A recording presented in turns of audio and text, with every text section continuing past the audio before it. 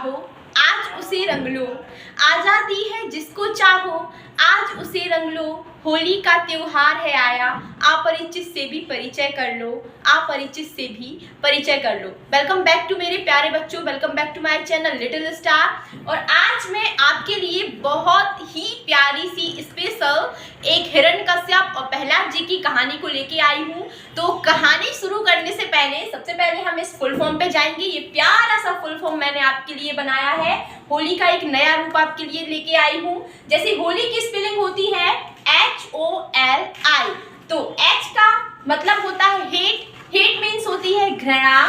O का मतलब होता है आउट, आउट मीन्स होता है बाहर। L का मतलब होता है लव, लव मीन्स होता है प्यार।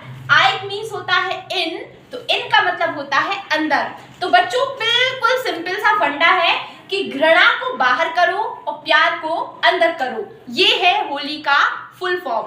तो आइए बिना किसी देर के हम शुरू करते हैं अपनी एक प्यारी सी स्टोरी। तो थोड़ा सा इमोशनल हो जाओ क्योंकि ये है बहुत ही इमोशनल ड्रामा वाली स्टोरी। तो शुरू करते हैं।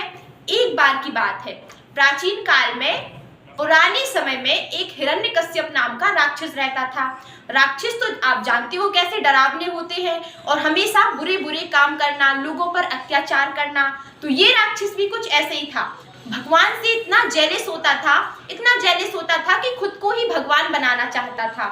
उसने बहुत तपस्या की, कठोर तपस्या करके भगवान ब्रह्मा को प्रसन्न किया। भगवान ब्रह्मा ने कहा कि मांगो बस, क्या वरदान चाहते हो।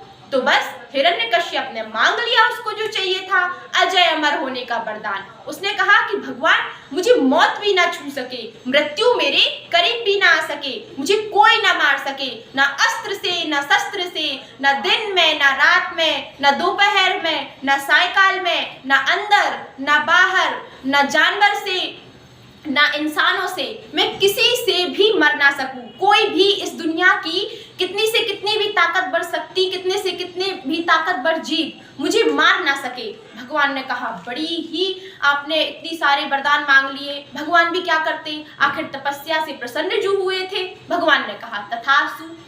अब तथास्तु तो बोल दिया, हिरण्यकश्यप को वरदान भी मिल गया, पर उसने अपने वरदान का दुरुपयोग करना शुरू कर दिया। भगवान से तो पहले से जेलस था, अब उसने भगवान को भी नीचा दिखाना शुरू कर दिया। प्रजा में, पूरे नगर में ये ढिंडोरा पिटवा दिया कि आज से विष्णु की पूजा कोई नहीं करेगा, सभी मेरी पूजा करेंगे। मैं ही ब्रह्मा, मैं ही विष्णु, मैं ही महेश। ये तो वैसे लंकेश का डायलॉग था, पर यहाँ पर फिट बैठ रहा था इसीलिए मैंने इसको डाल दिया। तो वो अपने आप के लिए विष्णु भगवान समझने लगा था हिरण्यकश्यप, पर उसका एक बेटा भी था और उस बेटे का नाम था प्रहलाद। प्रहलाद भगवान विष्णु का परम भक्त था। अब जब उनके पिता हिरण्यकश्यप ने कहा कि आज से नगर में कोई विष्णु की पूजा नहीं करेगा, सभी मेरी पूजा करेंगे, तो प्रहलाद अपने पिता के विरुद्ध चले गए। पिताजी आपकी पूजा सब करें सो करें, पर मैं तो भगवान विष्णु का भक्त हूँ और उन्हीं का ही रहूंगा। हिरण्यकश्यप को इस बात से क्रोध आ गया, उनको गुस्सा आ गई और उन्होंने प्रहलाद को 8 दिन के कारागार में भी डाल दिया। जब 8 दिन के बाद उन्होंने हिरण्यकश्यप को देखा, तब भी वो ओम नमो भगवते वासुदेवाय नमः का जाप करते जेल में मिले। तो हिरण्यकश्यप और क्रोधित हो गया। जितना हिरण्यकश्यप क्रोध कर रहा था, उतनी ही ज्यादा प्रहलाद की भगवान के प्रति भक्ति बढ़ती जा रही थी और उनके प्रति विश्वास भी। अब हिरण्यकश्यप ने सारे साम दाम दंड भेद अपना लिए, परंतु प्रहलाद ना माने। अब हिरण्यकश्यप को एक तरकीब सूझी। उनकी एक बहन थी जिनका नाम था होलिका।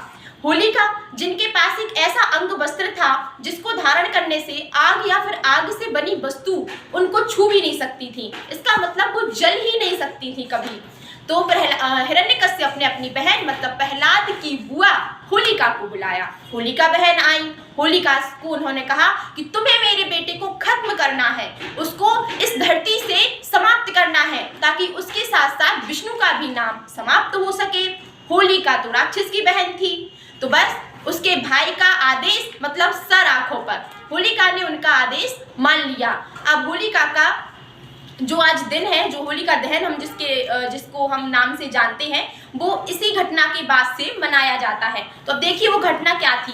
हिरण्यकश्यप ने कहा कि एक आग की एक चिता बनाई जाएगी, एक जिसको हम अपनी भाषा में मतलब ये बोलते हैं कि बहुत सारी लकड़ियां चारों तरफ लगा के उसके ऊपर एक चिता टाइप की बना के, तो होलिका को उस पर बैठाया गया और हिरण्यकश्यप ने कहा कि मेरे बेटे प्रहलाद को तुम अपनी गोद में लोगी और तुम्हारा जो अंग वस्त्र है वो तुम्हें बचा लेगा और प्रहलाद को भस्म कर देगा।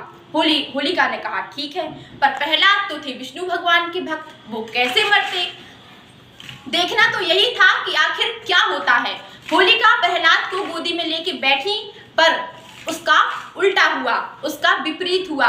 होलिका का जो अंग वस्त्र था जिससे उनकी रक्षा होनी थी वो प्रहलाद के ऊपर आ गया, प्रहलाद बच गए, होलिका भस्म हो गई। तो बच्चों, इस कहानी से हमें यही शिक्षा मिलती है कि हमेशा बुराई पर अच्छाई की जीत होती है। आपके जीवन में चाहे लाख संघर्ष क्यों ना हो, लाख चुनौतियां क्यों ना आ जाएं, कुदरत के इम्तिहान क्यों ना आ जाएं, पर आपको हिम्मत नहीं हारनी है। जैसे प्रहलाद अपनी भक्ति पर डटे रहे, अडिग रहे और उनको सफलता जरूर मिली। और हिरण्यकश्यप को भी भगवान विष्णु ने नरसिंह अवतार लेके उसका वध किया। ना दिन थी, ना रात थे, ना भगवान स्त्री में थे, ना नर में थे, ना अस्त्र थे, ना शस्त्र थे, सायंकाल की बेला थी और हिरण्यकश्यप की जो चौखट होती है उस पर हिरण्यकश्यप को अपनी जंघाओं पर आड़ा रख के अपने इन नाखूनों से, इसीलिए उनका अवतार था नरसिंह अवतार। तो वहां पे अस्त्र शस्त्र कुछ नहीं थे और उस नरसिंह अवतार में भगवान ने हिरण्यकश्यप का वध किया। प्रहलाद उस राज्य के राजा बने और भगवान विष्णु की बुराई पर अच्छाई की जीत हुई। तभी से ये होलाष्टक मनाया जाता है और आज के दिन होलिका का दहन किया जाता है। तो बच्चों, हमेशा बुराई पर अच्छाई की जीत होती आई है, होगी और हमेशा होती रहेगी। Bye bye, stay home, stay safe.